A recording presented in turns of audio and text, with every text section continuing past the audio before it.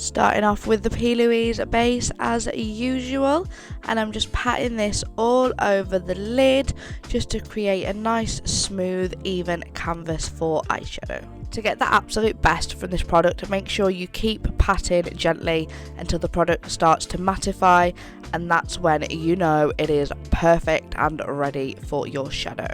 Next, I added just a little bit of the MUA tape from Primark to help us create that nice crisp line.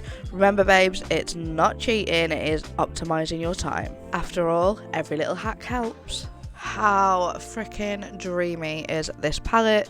The Secret Sinner palette is definitely one of my favourites, and I'm taking the shade Dreamy here and I'm just applying it to the crease and winging it out slightly against that tape. So I'm working on getting the intensity of the shadows and the shape that I want first and foremost.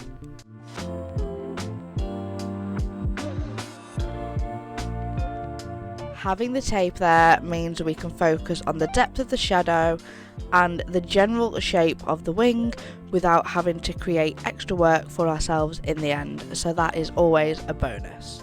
Climax is this gorgeous yellow shade which we go in with now, and here we focus on mainly the blend between the yellow and the orange shade, and also still the general shape and intensity, but also as well making it very, very soft up towards that brow so it blends out and fades out nicely. It sounds technical, but honestly this was a really quick look. So lots of nice soft gentle circular motions and building up slowly. Just remember to really make sure that the blend between the two colours is super smooth, not choppy, and they just melt into one another.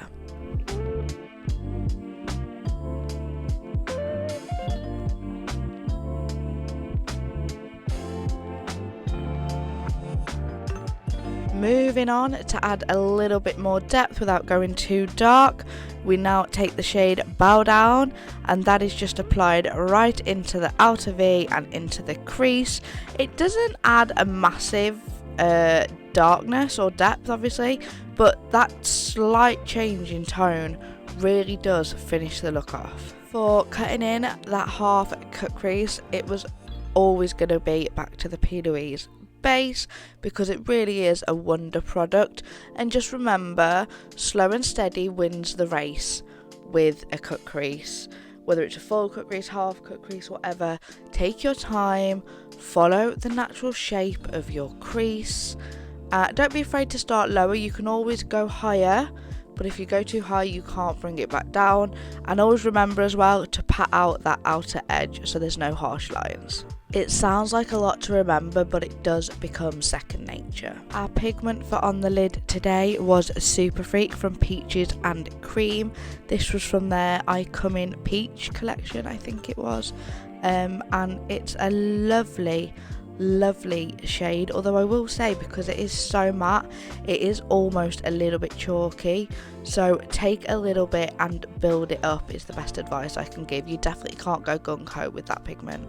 As always, we want to go back and perfect that blend between the crease and the lid, so just going back in now with our previous shades and previous brushes to blend it all together. For liner today was the Bada Black base from P. Louise, just because I find it so much easier to do liner with this product rather than an actual traditional liner. Now if you haven't tried it, just give it a go. Honestly, let me know what you think, but I feel like it is a massive game changer.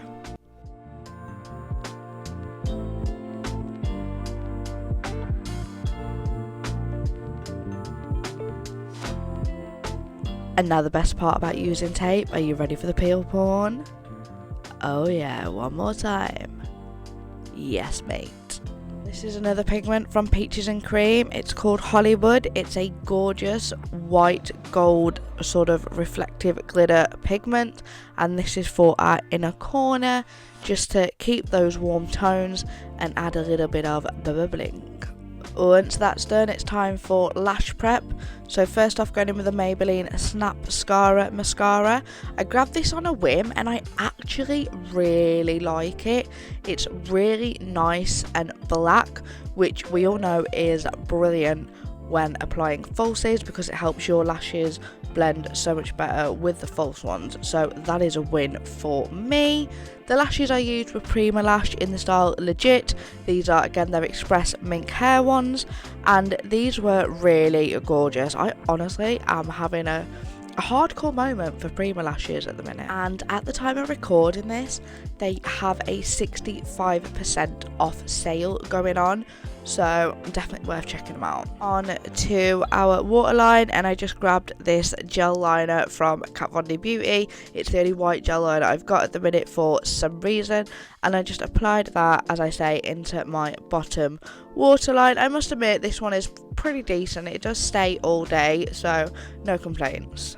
Now remember kids, the under eye is just as important as the crease, so all I'm doing here is mirroring those above shades down below. So first with Climax and then Dreamy on a smaller brush, just smudging that right into the roots of the lashes.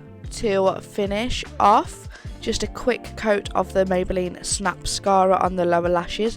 Look how nice it makes my stubby, crappy lower lashes look. Like, I really rate this mascara. And with that done, this is the look complete. I hope you've enjoyed this video. Let me know down below if you have, or anything else you'd like to see. Don't forget to find me on other social medias, and I'll see you guys in my next video. Remember to take care guys, stay home and stay safe. Until next time.